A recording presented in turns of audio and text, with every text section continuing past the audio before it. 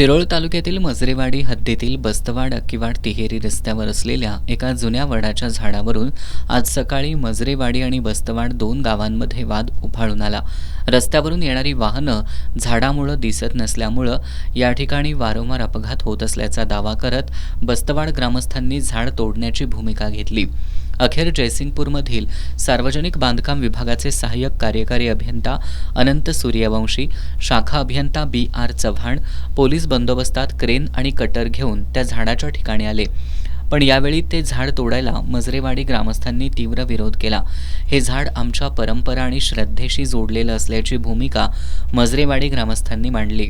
दरवर्षी विजयादशमीच्या दिवशी या ठिकाणी दसरा महोत्सव साजरा केला जात असल्यानं झाड तोडू नये अशी मागणी करत मजरेवाडी ग्रामस्थांनी 2 दिवसाची मुदत मागितली।